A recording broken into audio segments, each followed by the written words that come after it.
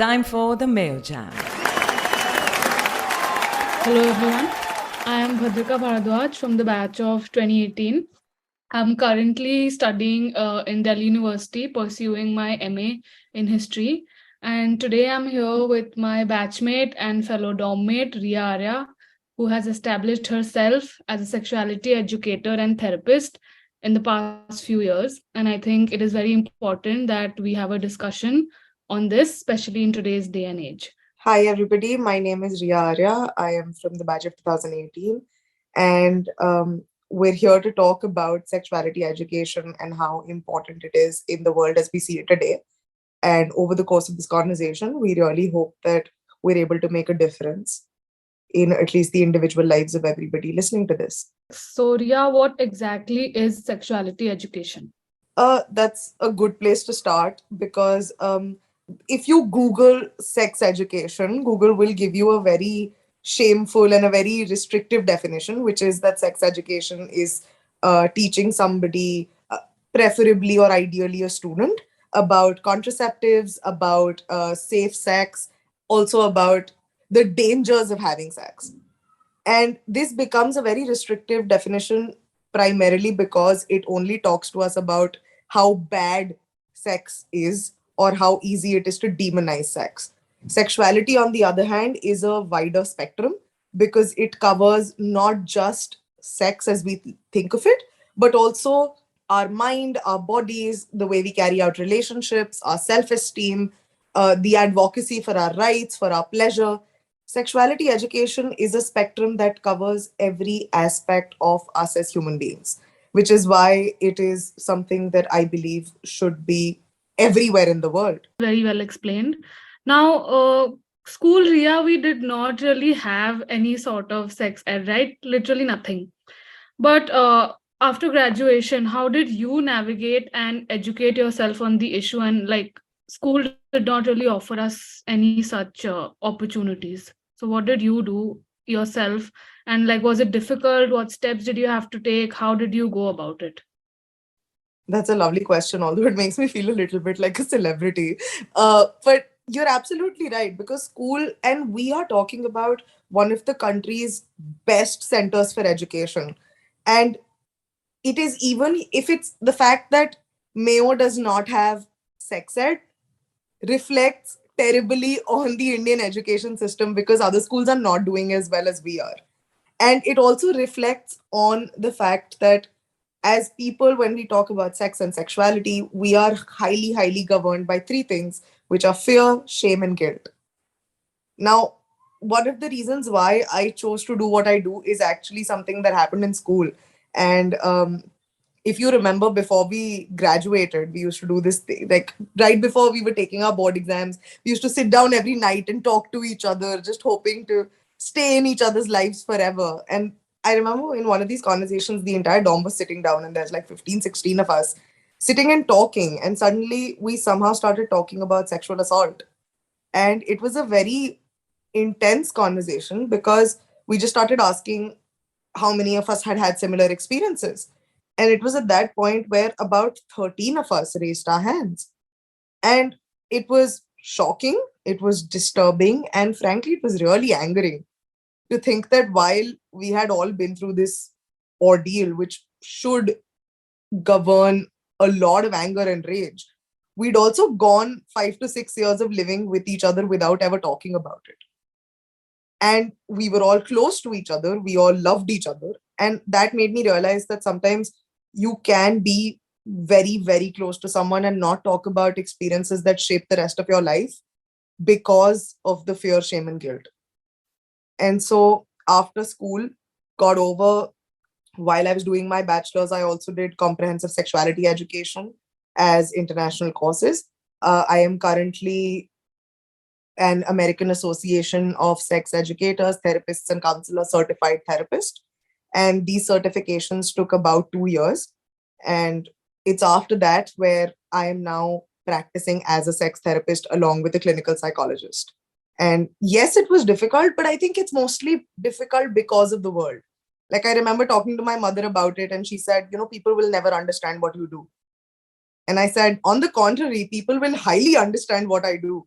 They will just not want to come to me publicly.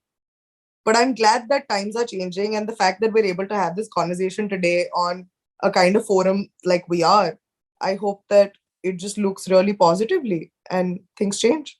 I do remember this conversation. I think it was a very haunting and a dark conversation we had in the dorm, but also it was so important. It was like kind of a group breakthrough that we had, but also like I was quite taken aback by how common it was. Like I mean, we all know it's common, but to see it right in front of you and with people who you literally live with every day, I think it was a very different experience. So, Ria, in India, what do you think is holding us back from making sex ed mandatory? Is it just the societal shame that comes with even talking about or uttering the word sex, or are there more factors at play? That is a great question. And like I said, three main factors, which are fear, shame, and guilt.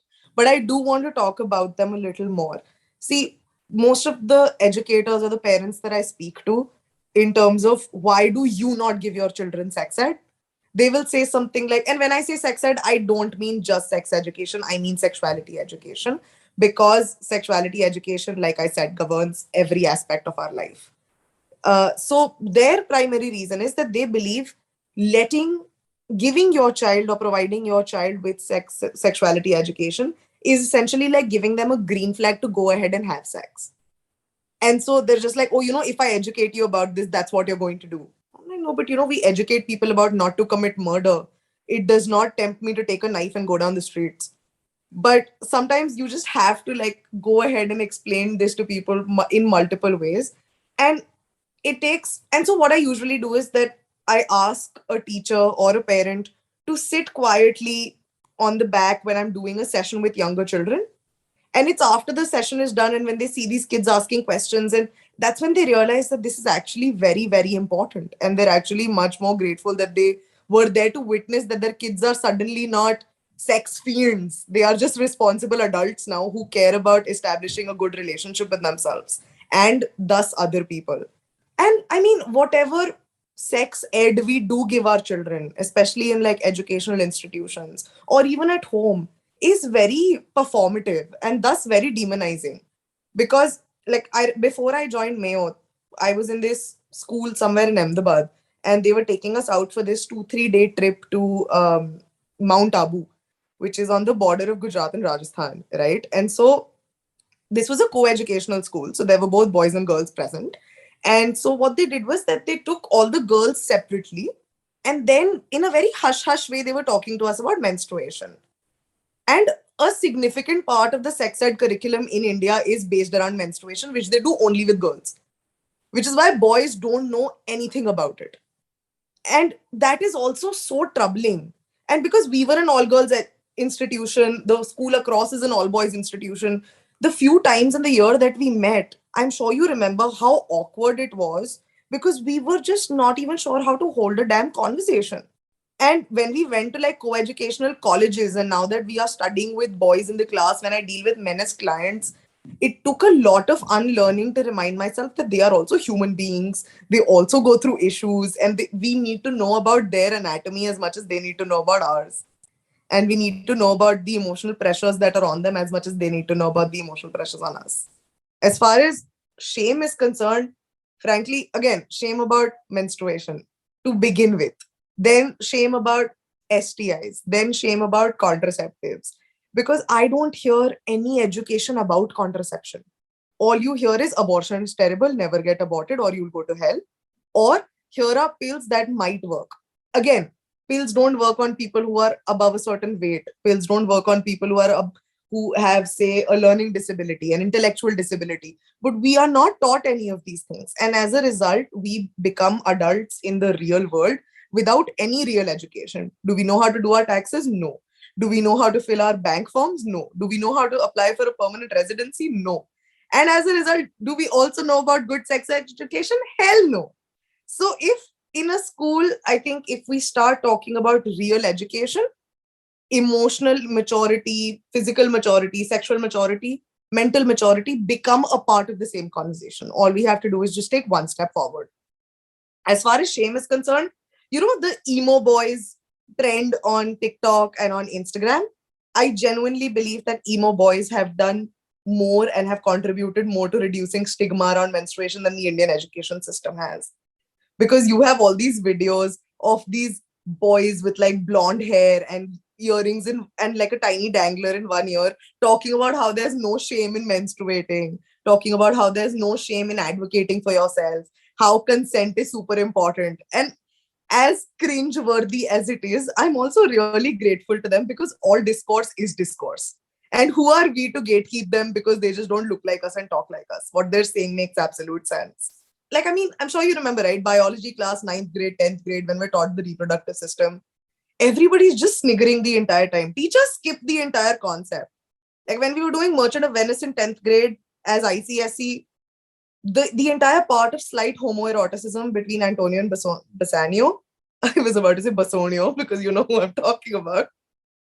The entire homoerotic bit between Antonio and Bassanio was just disregarded. That this is not even part of the text anymore. Why do these things happen? Why are our adults so ill equipped when it comes to talking to us about sexuality? Why are they so ill equipped when it comes to talking to us about love? These are the same people who, if you ask to talk about violence, hate, misogyny, rape culture, will give you a good 7 to 8 minute lecture. These are people who will easily brush off behavior as boys will be boys, who will easily say things like the length of your skirt talks about how easy you are. These are people who have shamed us repeatedly on our outfits in school over and over. In an all girls school, also, if everything you're doing is performative, is to make yourself acknowledged in the male gaze, the gaze which does not exist, essentially hints at the fact that the male gaze is prominent everywhere, which in itself becomes problematic, which in itself makes it our duty to dismember this male gaze, which then leads to guilt. Because, like, I mean, even when I'm sitting in a class, I've taught people, my youngest client till date has been 3 years old, and my oldest has been 83 years old. And in both of these people, the moment with younger kids, I don't mention sex outrightly. But say, for example, 10 years old to 83 years old, the moment I say sex in a room, people laugh. It doesn't matter how old they are. It doesn't matter how educated they are. It doesn't matter what they've done and where they've come from. You say sex, people will laugh. So I've gotten so used to it because it also means that people are listening to you. I'm very okay with somebody laughing when I try to educate them because I know 30 minutes into it, they will have something to think about for the rest of their life. And this guilt that we have, see, when you don't learn about your rights, like for example, if in 5th grade civics, 6th grade civics, we weren't taught about the rights and duties that we have as citizens of India, asking for the freedom of speech would make me guilty because I don't know that it's my right. Similarly, if I'm not taught that pleasure is my right, asking for pleasure would make me guilty. Asking for an equal education, for an equal system would make me guilty if I'm not told that it's my right. And there has to be someone who informs you of your rights so that you can exercise what you know you can. And the first step is to knowing that this is necessary, which with time would become something that becomes an incredible and inherent part of you. Yes, you are right, actually. No matter how cringe these Instagram videos are, at least they are doing something that no one else is around us, right? And I think they deserve points for just that. So, Ria, at what age do you think sex ed becomes necessary? Like, at what age should it be initiated? I really want to like turn this around. Make this a rhetorical question by saying at what age do we not? Because, like I said, since sexuality is a spectrum, sexuality is lived, learned, and developed over time, which means that there is a conversation to be had with somebody regardless of what age they're at, right? Like, for example, when we're between the ages of 3 to 4 is when we first learn that we have agency and autonomy over our bodies. And it is at that time that most people talk about good touch, bad touch. And so that becomes an important conversation to have. Then, say, 12 to 17, the conversation about puberty. And the conversation should not be limited just to your own anatomy or the other anatomy, let alone queers. Like, we are not prepared to talk about the LGBTQ spectrum in this country because we haven't even sorted out heteronormative sex ed. And so we definitely do need to bring in the queer concept, the entire spectrum. We need to talk more about intersex bodies, trans bodies, queer bodies in action, however quickly we can, because that is the need of the hour. So 12 to 17 becomes the conversation about puberty, not just your physical anatomy, but also the emotional anatomy and how that changes. Because puberty is clearly the worst time to be alive, right? Because you're trying to be popular, you're trying to find out who you are, you're trying to make sure that you have friends around, you're trying to make sure that everybody understands you. You're also convinced at the same time that nobody understands you. You are convinced that your feelings and what you are going through is the worst that mankind has ever had to deal with. And so this is a time where we need the most amount of support. Then 16 to 20, sex ed becomes a little more body oriented, where you're talking about pleasure, you're talking about consent, safety. As a result of safety, you're also talking about contraception, which is a very important conversation to have. But I think because of the time that we are in today, if this was, say, 30 years ago, we could have just stuck to this and been okay. But today, we also need to talk about cyber sex, because our cyber personas, the people that we are on the internet, and the internet is literally everywhere, also becomes very important. And this also means dismantling all the myths on social media, because Instagram therapy will tell you that everything is a symptom. TikTok therapy will tell you everything is a symptom. And it is so important, so imperative to have a mentor, have somebody who knows what they're talking about, to be able to guide you through these things. And so cyber sex becomes very important. Most of the work that I do with people between the ages of 20 and 30 is just massive unlearning, which is we are just trying to unlearn all these systems that have been given to us. Like, for example, your body image, your self concept, your self esteem. A lot of this work happens with people who are between the ages of 20 to 30, because it is at this age that we realize how much damage it has done to us and how closely it governs every single one of our relationships.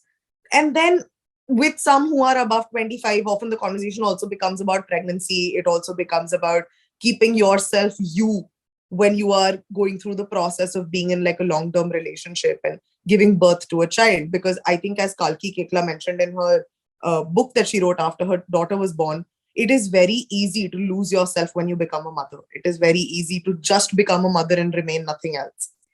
And so, between the ages of 30 to 45 or 30 to 50, most of my work is centered around marriage, civil partnership. So, where we talk a lot about keeping the spark alive, we talk about communicating effectively, we talk about raising children, we talk about becoming ourselves and finding hobbies that keep us entertained. And like I said, because this is a process and this is not just sexual in nature, sexuality encompasses pleasure in every field of our life. So it is not, it is only when I can seek pleasure out of a good meal, a good glass of wine, a good show on Netflix, a good evening with my friends, that I can also exercise pleasure and feel entitled to pleasure in my intimate life. With people who are above the ages of 50, a conversation that I've been having a lot these days is that they accuse everybody around them of being ageist. And I have to agree, because a very dear client of mine, so she's a marathon runner, she's a long form marathon runner, and she, with as a result of which, she's really skinny and very muscular. Like, she looks gorgeous, and she's what, she's 57 years old, so she's a grandmother. And she tells me about over and over about how when she wears dresses with slits in them, or when she goes out on vacation, or when she goes for a run, people just judge her, and they try to tell her that, oh, you should just go home. And I actually have a question to ask you, Bhadrika. Can you give me, when I say the word grandma, what three adjectives come to your mind? Someone aged, Mm-hmm. someone caring, someone who has dreams unfulfilled. Yeah, great. So, see, exactly, right? Like, as much as we both agree with like the last two, the first thing that comes to the mind is aged, right? As a result of which, we automatically, like, when I was looking for the word grandma, the first three things that came to my mind was a wheelchair, a walking stick, and a white sari, which is very saddening, because a lot of people above the ages of 50, or even above the ages of 60, are very, very young at heart and really enjoy who they are as people. And so with them, the work becomes about inculcating pleasure in their lives. Now that the world is trying to not pay attention to them, how do they then become pleasurable in their own self? How to then maintain that pleasure? And most importantly, how to initiate it without feeling shame or guilt. And so one of my loveliest clients, I think she's 81 at this point, and she tells me till date, she's like, every time I feel like I'm too old for this, I need to kill the dadi within, and I have to keep my youth alive because I have to keep telling myself. And honestly, if that is what it takes, I mean, patriarchy is also like lecturing us to kill the dadi within, but it's actually to kill the patriarchal system within you that tells you that, or the capitalist one within you that tells you that you are of no use after you are retired, or after you have no partner, or after you've born children and grandchildren. It is very important to kill this voice, kill the cop inside you, and embrace pleasure and embrace niceness because you're worth it. So I think at every age, we need some aspect of sex ed. And at every age, a certain part of our life requires nurturing. Yeah, I think it was really cool the way you dissected it age-wise, because I think that is also your needs change as you grow older. So that was really Exactly. nice to see. Ria, now coming to the last question, how can we do better as individuals? How can we help reduce the stigma around sex ed in this country? I think that's a lovely note to end on. And like I said, right, like killing the voice within. What is the voice that tells you that you should not have fun? What is the voice that tells you to be cynical and to not enjoy yourself? Because since sexuality is a spectrum, we need to look at every single part of our life. Like an exercise that I do with a lot of my clients that we can all do is to just write down 10 things that give us pleasure. They can be sexual or non-sexual in nature. 10 things non-sexual, 10 things sexual. And now I once they've listed down 20 things, I ask them to make as many permutations and combinations of these as possible. Because what that does is that even if you make just two things, so that gives you 10 days of pleasure. And if you keep adding more things to this, on an average, you have 100 days of pleasure. And after 100 days, you can start again. So even if you're doing just a little bit of pleasurable activity in a day, regardless of what that looks like, by the time you're done with your day, by the time you're done with your week, your month, your year, you will start feeling the difference in who you are as a person. You will start feeling more enriched in your personal relationships. You will start feeling more enriched in the way that you carry yourself. And what is the goal if not to like yourself more? So I think the only thing that we can do to be better is to like ourselves, because as a result, we will teach other people to like themselves. And as a result, we will become better people. Okay, that was a really good conversation, I think. And thank you, everyone. I hope you guys like this. And shout out to Batch of 2018. So thank you. This podcast is brought to you by Mayo Girls Alumni Association. If you're a Mayoite and wish to participate, email us on mayocollegegirlsalumni@gmail.com.